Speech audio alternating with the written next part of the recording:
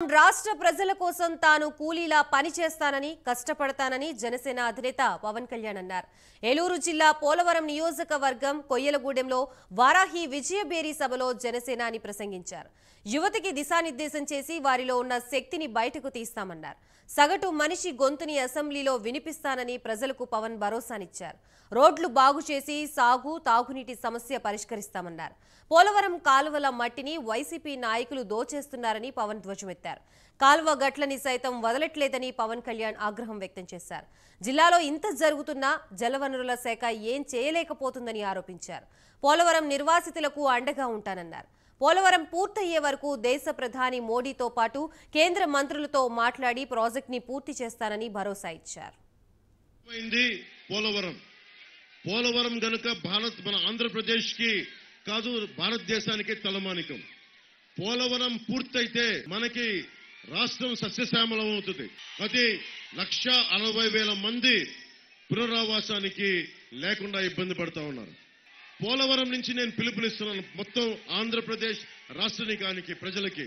పోలవరంకి ఈ రోజున 47,000 కోట్ల చిల్లరతోటి 2018లో మొత్తం పూర్తి చేస్తాం. 2014-18లో అప్పుడు టీడీపీ ప్రభుత్వం కేంద్ర ప్రభుత్వం నిర్ణయం తీసుకుని ముందుకెళ్ళి దాని నిజంగా 50% అయిపోయింది. 50% అయిపోయిన తర్వాత నిజంగా వైఎస్ జగన్ వచ్చి ఎన్ని కథలు చెప్పాడో ఇక్కడ గిరిజనుల్ని నమ్మించాడు.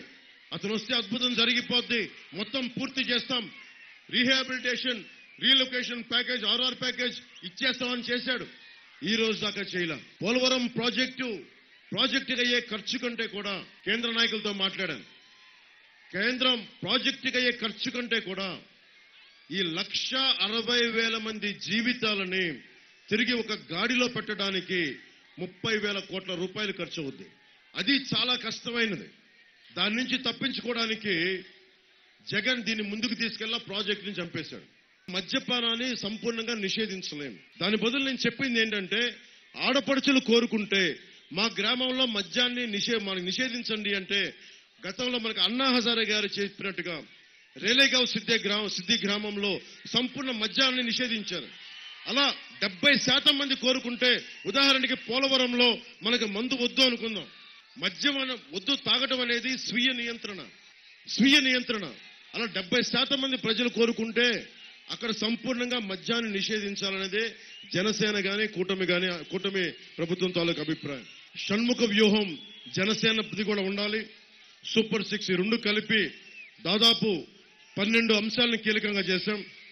యువతకి 5 సంవత్సరాల్లో 20 లక్షల ఉద్యోగాలు, నెలకి నిరుద్యోగ యువతకి 3,000 రూపాయలు భృతి, స్కూలుకి వెళ్లే ప్రతి విద్యార్థికి ఏడాదికి 15,000 రూపాయలు, ప్రతి రైతుకి ఏటా 20,000 ఆర్థిక సాయం, ప్రతి మహిళకి నెలకి 1,500 రూపాయలు, 19 సంవత్సరాల నుంచి వచ్చిన 59 సంవత్సరాల వరకు, ప్రతి ఇంటికి, ముఖ్యంగా మహిళల కష్టాలు తెలిసాం కాబట్టి ఏడాదికి 3 ఉచిత గ్యాస్ సిలిండర్లు, మహిళలకి ఉచిత బస్సు ప్రయాణం. అలాగే Jagan land titling act, Jagan land grabbing act కనుక వస్తే మీరు మళ్ళీ జగన్ ని చూద్దాం, తండ్రి లేని బిడ్డ అని చెప్పి మీ గుండెలు కరిగిపోయి మళ్ళీ మీరు వెళ్ళి ఓటేస్తే ప్రాణాలు తీసేస్తాడు, సారాలతో చంపేస్తాడు, రక్తాలు తాగేస్తాడు, అది వేరే విషయం. అవన్నీ కాకుండా ఈ నేల ఎవరిది? మనకి వారసత్వాలుగా కొంతమందికి వచ్చింది ఈ నేల. ఉదాహరణకి ఇప్పుడు జగన్ ఏం చేశాడు, పాస్పోర్టే ఉంది, భారతదేశపు పాస్పోర్టు, లైసెన్స్ ఉంది, డ్రైవింగ్ లైసెన్స్. భారతదేశ పాస్పోర్ట్ మీద ప్రధానమంత్రి గారు మోదీ గారు అయ్యారని చెప్పి ప్రధానమంత్రి గారి ఫోటో వేసుకోవట్లేదు కదా. అలాగే డ్రైవింగ్ లైసెన్స్ మీద ఆంధ్రప్రదేశ్ రాజముద్ర ఉంటుంది, లేదంటే Indian union motor driving licence అని ఉంటుంది, కానీ జగన్ ఫోటో ఉండదు.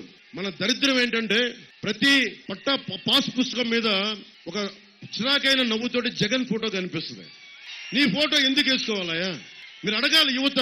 ప్రత్యేకించి తెలంగాణ రాష్ట్రం, జై తెలంగాణ నినాదం ఇచ్చి మీరు రాష్ట్రం సాధించుకున్న తర్వాత కూడా పోలవరం కోసం 7 తెలంగాణ మండలాలు ఆంధ్రాలో కలిసిపోయినాయి. మీ మీద నేను ప్రత్యేక దృష్టి పెడతాను. పోలవరం నిర్వాసితులకి ముందు నాతో మొదలు పెడుతున్నాను. 33,000 కోట్లలో 33,000 కోట్ల రూపాయలు కావాలి. నేను ఇంత ప్రజాభిమానం ఇచ్చాను మీకోసం. 33,000 కోట్లు నేను ₹1 కోటి నేను ఇస్తా ఉన్నాను. ఈ రోజున ప్రభుత్వ ట్రెజరీకి, ప్రభుత్వ ఖజానాకి పోలవరం మనకి నిర్వాసితుల దీనికోసం ₹1 కోటి నేనే ఇస్తాను. దానికోసం మిగతా అందరూ కూడా 5 కోట్ల మంది ప్రజలు ఏదో ఒకటి మీరు ఆలోచించుకోండి. ఆ రోజుకి చంద్రబాబు గారితో చెప్తాను, అందరం కలిసి తలా నేను ₹1 కోటి ఇస్తే మీరు 5 పైసలు ఇవ్వండి, కుదిరితే పైసా ఇవ్వండి, చాలు, మొత్తం తీరిపోతాయి కష్టాలు. మద్యాన్ని నిషేధిస్తానన్న వ్యక్తి ఈ రోజున కూర్చోబెట్టి మద్యాన్ని అమ్ముతా 41,000 కోట్ల రూపాయలు మీరు దాని మీద సంపాదించాడు. వైసీపీ అనేది ఒకటి వచ్చి అడ్డగోలుగా దోచేస్తా ఉన్నారు, దోపిడీ చేస్తా ఉన్నారు. మీరు ఆలోచించండి, ప్రకృతి వనరులు ఎవరివి? ఈ చెట్టు పుట్ట ఎవరిది? ఈ నేల నీరు ఎవరిది? మనది, హక్కు మనది. జై భీమ్ జై భీమ్ అని జెండా పెట్టుకుంటే సరిపోదు. అన్యాయం జరిగినప్పుడు, మానవ హక్కులు ఉల్లంఘన జరిగినప్పుడు ఎదురు తిరగబడకపోతే, అన్యాయాన్ని ప్రశ్నించకపోతే మనం ఎన్ని జెండాలు మోసినా, ఎన్ని ఎజెండాలు చెప్పినా ముందుకెళ్లలేము.